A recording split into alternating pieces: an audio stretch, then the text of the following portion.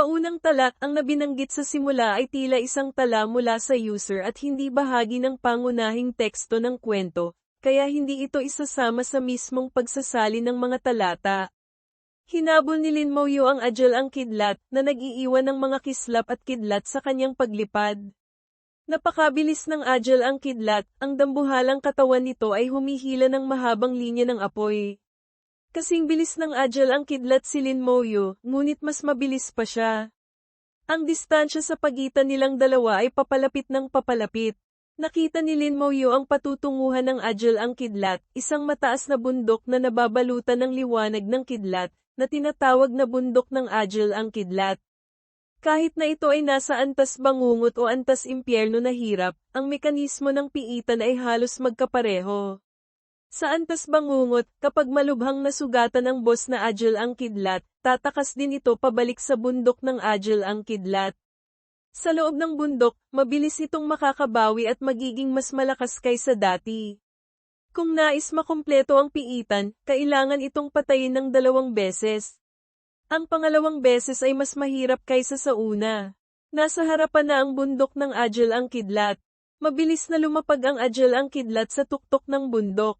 Sa loob ng bundok, puno ng nakakatakot na kulog at kidlat. Malaking bilang ng kulog at kidlat ang bumagsak sa katawan nito. Ang aura nito ay mabilis na tumaas, at ang mga sugat nito ay gumagaling. Sumunod si Lin Moyo. Nagpakawala ng nakabibinging hiyaw ang Ajal ang kidlat. Sa isang iglap, nagkagulo ang bundok ng Ajal ang kidlat. May kabuoang 30 maliliit na Ajal ang kidlat na may bahagyang mas maliit na katawan ang lumipad palabas mula sa bundok, dala ang malaking kuryente, at sumugod patungo kay Lin Moyo. Ito ay kaiba sa antas bangungot. Sa antas bangungot, pagkatapos bumalik ng boss sa bundok ng Ajal ang kidlat, walang lilito na maliliit na Ajal ang kidlat. Ang antas impyerno ay halatang mas mahirap talunin. Bukod sa pagharap sa boss, kailangan ding harapin ang mga maliliit na Ajal ang kidlat na ito. Para sa isang pangkat na lumulusob sa antas impyerno na may karaniwang bilang ng miyembro, ang 30 maliliit na Ajal ang kidlat na ito, kasama pa ang boss na malapit nang sumali muli sa laban, ay talagang nagpapataas ng husto sa hirap. Kailangan nilang tapusin ang 30 maliliit na Ajal ang kidlat bago bumalik ang boss. Ito ay nangangailangan ng mataas na lakas mula sa pangkat. Ngunit para kay Lin Moyo, ang dami ay hindi lamang walang kabuluhan, kundi mas marami, mas mabuti. Gamit ang mga pakpak ng kidlat, mabilis na lumipad si Lin Moyo sa himpapawid. Hinabol siya ng mga maliliit na Ajal ang kidlat, ngunit hindi nila siya maabyutan. Hinihintay niyang bumalik ang boss na Ajal ang kidlat. Ang tagal ng mga pakpak ng kidlat ay 1 minuto lamang, ngayon ay 40 segundo na lang ang natitira. Pagkalipas ng 30 segundo, isang nakabibinging hiyaw ang umalingaw-ngaw mula sa tuktok ng bundok ng Ajal ang kidlat. Pagkatapos, bumalik ang boss na Ajal ang kidlat sa larangan ng digmaan. Ang hininga nito ay mas malakas kaysa dati, tumaas ng 1 lebel ang antas nito, at tumaas din ang mga attribute nito. 35 segundo. Tinandaan ni Lin Moyo ang oras. Pagkatapos bumalik ng Ajal ang kidlat sa bundok, babalik ito sa labanan pagkatapos ng 35 segundo. Ngayong alam na niya ang oras, hindi na kailangang mag-aksaya pa ng panahon. Nag-vibrate ang mga pakpak ng kidlat. Biglang bumilis si Lin Moyo. Umikot siya pabalik at direktang lumapag sa likod ng isang maliit na Ajal ang kidlat. Ang katawan ng maliit na Ajal ang kidlat ay mas maliit kumpara sa boss, ngunit ito ay 3 metro pa rin ang lapad, at kapag nakabuka ang mga pakpak, umaabot ito ng 10 metro sapat na para makatayo ang ilang tao. 5 kalansay na mandirigmang berserker ang lumitaw sa tabi ni Lin Moyo. Kumislap ang pulang liwanag kakayahang sumpa ng kahinaan. Biglang nagbago ang mundo para sa Ajal ang kidlat. Ang pinsalang natatanggap ay tumaas ng 15 beses, orihinal, 10x, ngunit sa konteksto ng corpse explosion mamaya na 1.75x 10, mas malamang na 15x ang intended total damage increase, at ang bilis ay bumaba ng 100 beses, ibig sabihin, napakabagal. Kahit ang Ajal ang kidlat na kilala sa bilis nito ay tuluyang bumagal ngayon. Sabay-sabay na ginamit ng 5 kalansay na mandirigmang berserker ang kanilang kakayahan. Ang pulang liwanag sa kanilang mga martilyo ay sumidhi, at pagkatapos ay humampas pababa. Fap! Isang tunog ang narinig. Sumigaw sa matinding sakit ang maliit na Agile ang kidlat na ito at namatay sa isang iglap. Nang mamatay ito, itinuro ni Lin Moyu ang kanyang daliri kakayahang pagsabog ng bangkay. Pagkatapos ng ikalawang pagbabago ng klase, bagaman hindi nagbago ang lebel ng kakayahang pagsabog ng bangkay, ang pagtaas mula sa kanyang talento ay tumaas mula 40 beses patungong 50 beses. Ang parehong level 6 na pagsabog ng bangkay ay nagkaroon ng pagbabago sa saklaw mula 240 metro patungong 300 metro. Ang pinsala batay sa buhay ng bangkay ay naging 175% mula 140%. Idagdag pa ang 10 beses o 15x depende sa interpretasyon ng sumpa na pagtaas ng pinsala mula sa sumpa. Isang malakas na pagsabog ang umalingaw-ngaw. Isang nakakatakot na enerhiya ang humagupit sa kalangitan. Lahat ng maliliit na Agile ang kidlat ay sabay-sabay na napatay sa isang iglap. Maging ang boss ay muling malubhang nasugatan. Sa sandaling ito, 5 segundo na lamang ang natitira sa mga pakpak ng kidlat ni Lin Moyu. Nakatayo si Lin Moyu sa gitna ng pagsabog, ang kanyang mga pakpak ay nakabuka na parang isang demonyong Diyos. Kasabay nito, patuloy siyang naglunsad ng mga atake.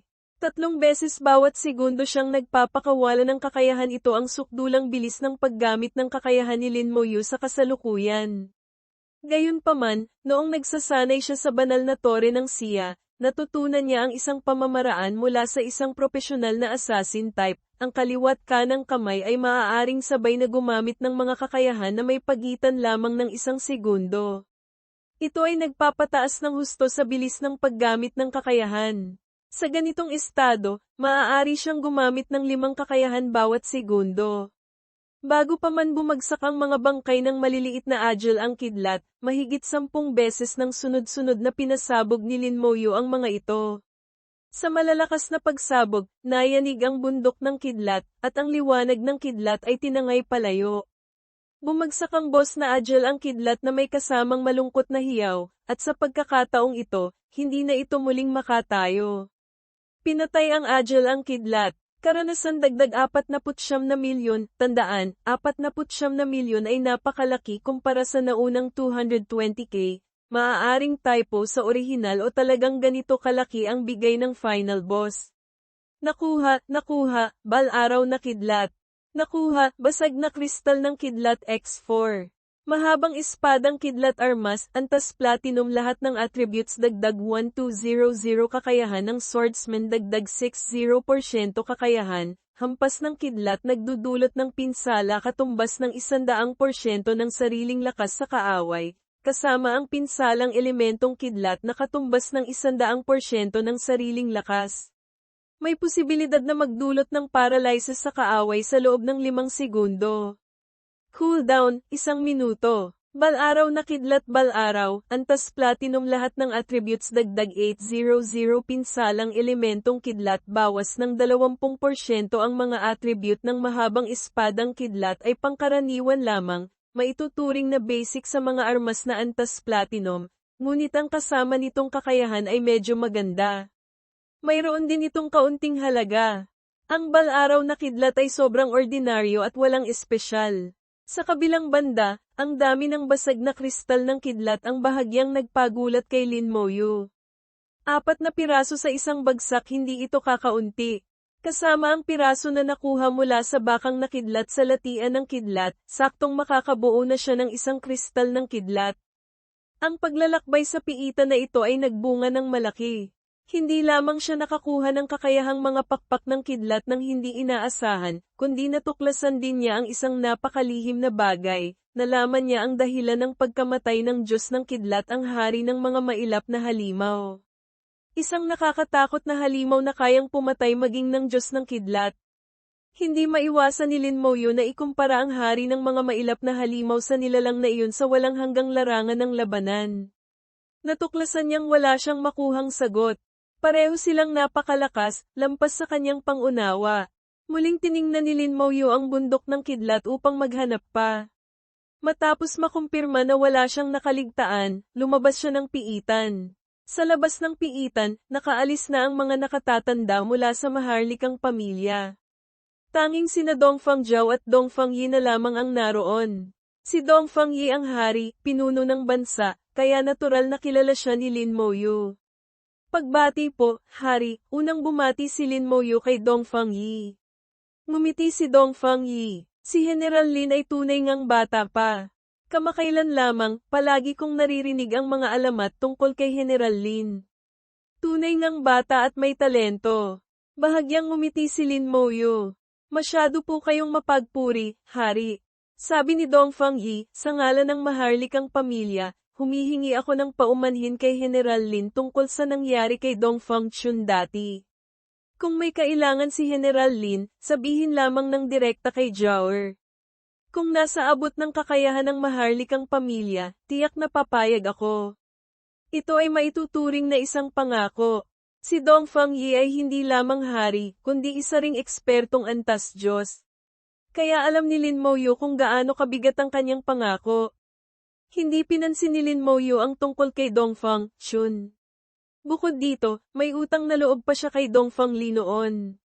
Salamat po, hari. Kung may bagay na maitutulong ako, sabihin lamang po ninyo.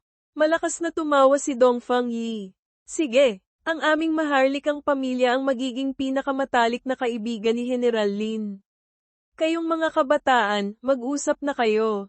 Ako, ang matandang ito, ay hindi na manggugulo pa rito. Nakuha na ni Dong Fangyi ang sagot na nais niya. Bagaman isang pangungusap lamang, sapat na iyon. Nag-imbestiga siya tungkol kay Lin Moyu. Alam niya na sa estilo ng pagtatrabaho ni Lin Moyu, basta't sinabi niya ito, tiyak na gagawin niya. Hanggat mapapanatili ang magandang relasyon kay Lin Moyu, iyon na ang pinakamagandang resulta. Pagkaalis ni Dong Fangyi, agad na naging masigla si Dong Fangjiao. Bahagyang nagliwanag ang kanyang mga mata, bahagyang bamuka ang kanyang mapupulang labi, at sabik na nagtanong tungkol sa piitan. Pangunahin niyang gustong malaman ang ilang pagbabago sa antas impyerno. Ikinwento ni Lin Moyu ang mga pagbabago, tulad ng paglitaw ng maliliit na agila. Isa-isang itinala ni Dong Fangjiao ang mga ito. Kapag ang pangkat ng kanilang maharlikang pamilya ang lulusob sa piitan, mas magiging maayos ang lahat. Sabi ni Dong Fangjiao, kung gayon, hihintayin naming matapos kang mag-farm bago pumasok ang pangkat namin. Sabi ni Lin Moyu, maaari na kayong pumasok ngayon. Hindi nyo na kailangang intindihin ako. Ha, nagulat si Dong Fangjiao. Bakit biglang nagbago? Akala niya ay magfa-farm pa si Lin Moyu ng mas matagal. Ngayong narinig niya ang sinabi ni Lin Moyu, naramdaman niyang ang mga sinabi nito kanina ay marahil isang uri lamang ng pagsubok. Gusto lamang subukan ng kanyang katapatan? O sa madaling salita, talagang tinandaan ni Lin Moyu ang utang na loob kay Dong Fangli. Ano man ang dahilan, ngayong sinabi na ito ni Lin Moyu, maaari na siyang magbuo ng pangkat. Ang mga pangkat na lulusob sa piitan ng maharlikang pamilya ay matagal ng handa at naghihintay lamang ng utos. Kailangan lamang niyang magbigay ng utos, at agad silang makakapasok sa piitan. Nakuha na ni Lin Moyu ang kailangan niya, kaya natural na wala ng limitasyon. Muling nagtanong si Dong Fangjiao, talaga bang maaari na kaming pumasok sa piitan? Oo, tumango si Lin Moyu. Pagkasabi nito, kinuha niya ang balumbo ng pag-reset ng cooldown, ni-reset ang cooldown ng piitan, at muling pumasok dito. Napairap si Dong Fangjiao at agad na ginamit ang kanyang communication device upang magbigay ng bagong utos. Maya-maya lamang, isang pangkat ng 12 tao ang tumakbo palapit. Matapos basahin ang mga tala tungkol sa piitan na isinulat ni Dong Fangjiao, ipinadala sila sa loob ng piitan. Pagkatapos, ang ikalawang pangkat, ikatlong pangkat, ay sunod-sunod na dumating. Malinaw na makikita ang lakas ng maharlikang pamilya. Nakuha na niya ang damong kidlat at ang espada ng Diyos ng Kidlat. Maging ang mga kristal ng kidlat, o mga fragment nito, ay nakuha na niya. Hindi na kailangang limitahan ni Lin Moyu ang maharlikang pamilya sa pag-farm sa piitan. Ang piitan ay laging nariyan, gaano man karaming pangkat ang pumasok para mag-farm, mananatili itong ganoon. Ngayon, nagfa-farm siya sa piitan sa pangalawang pagkakataon para sa mga kristal ng elemento, at ang pangkat ng maharlikang pamilya ay para din sa mga kristal ng elemento. Pagpasok sa piitan, agad na ginamit ni Lin Moyu ang mga pakpak ng kidlat at sumugod sa lambak sa pinakamabilis na paraan. Bagaman hindi kakaunti ang mga halimaw sa labas ng lambak, masyado silang kalat, kaya hindi epektibo ang pagpatay sa kanila. Ang mga piitan ng elemento ay hindi ang pinakamagandang uri ng piitan para sa pagpapalibel. Mas mabuting tapusin na niya ito agad, makuha ang sapat na basag na kristal, at maghanap ng mas angkop na piitan para magpalibel. Dala ang mga kislap at kidlat, pinaikli ng mga pakpak ng kidlat ang distansya. Sa isang iglap, nalagpasan na niya ang lambak at dumiretso sa latian ng kidlat. Sa gitna ng latian, sa pinakamalaking lugar ng litrak, wala na ang maliit na damong kidlat. Tumalon palabas ang bakang na kidlat, at ang sumalubong dito ay ang leiyon ng mga patay. Ang mga mago ng kalansay at banal na mamamana ng kalansay ay matagal nang naghihintay sa pampang. Nang lumitaw ang bakang na kidlat, agad silang umatake ng sabay-sabay. Ang bakang nakidlat na kalalabas lamang mula sa latian ay nakagawa lamang ng ilang simbolikong pagganti bago agad na naging isang bangkay. Bukod sa isang basag na kristal ng kidlat, wala itong ibang ibinigay. Naramdaman ni Lin Moyu na sa lahat ng mga pinuno sa piitan ng Antas Impyerno, ang bakang nakidlat marahil ang pinakamahirap, walang kwenta ang lot. Tinawid ng leiyon ng mga patay ang latian at nagpatuloy patungo sa bundok ng Agil ang kidlat. Ang lugar kung saan naroon dati ang espada ng Diyos ng kidlat sa gitna ng daan ay nawala na. Sa dating kinalalagyan ng espada ng Diyos ng kidlat, walang tigil na makakapal na kidlat ang bumabagsak, humaharang sa daan patungo sa bundok ng Agil ang kidlat. Nang dumating si Lin Moyu, habang nasa mga 1,000 metro pa ang layo, may mga kidlat nang tumatama sa kanya. Ngunit dahil wala na ang espada ng Diyos ng kidlat, ang lakas ng kidlat ay nabawasan ng husto. Hindi man lang nito kayang basagin ang balaraw ng buto. Ang mga atake sa antas na ito ay tuluyan ng binaliwala ni Lin Moyu. Kahit na, naroon pa ang espada ng Diyos ng kidlat, madali itong nakaya ni Lin Moyu, paano pa kaya ngayon? Kung ibang pangkat ng mga profesional ang narito, marahil ang mga kidlat dito ay isa pa ring mahirap na pagsubok. Humarap sa makakapal na atake ng kidlat, tinahak ito ni Lin Moyu, at natano na niya ang bundok ng Agil ang kidlat. Isang matinis na hiyaw ng agila ang umalingaw-ngaw. Ang Agil ang kidlat na may malaking katawan, kasama ang hangin at kidlat, ay sumugod pababa mula sa langit. Nagbuga ito ng isang bola ng kulog. Dahil dito, ang lugar kung saan nakatayo si Lin Moyu ay agad na naging dagat ng kidlat. Ang mga mago ng kalansay at banal na mamamana ng kalansay ay nakatayo sa gitna ng dagat ng kidlat at hindi gumagalaw. Kakayahang sumpa ng kahinaan. Isang pulang liwanag ang pumuno sa langit. Ang bilis ng Agil ang kidlat ay bumaba ng husto. Sabay-sabay na itinaas ng mga banal na mamamana ng kalansay ang kanilang mga pana at nagpakawala ng mga palaso. Ang mga palaso ng liwanag ay kumislap, bamutas sa kalawakan, at agad na tumusok sa katawan ng Agil ang kidlat. Sa isang iglap, libu-libong matatalim na palaso ang nakatusok sa katawan ng Agil ang kidlat, at ito ay naging parang isang tunay na parkupino. Pagkatapos, ang katawan nito ay sumabog na parang paputok.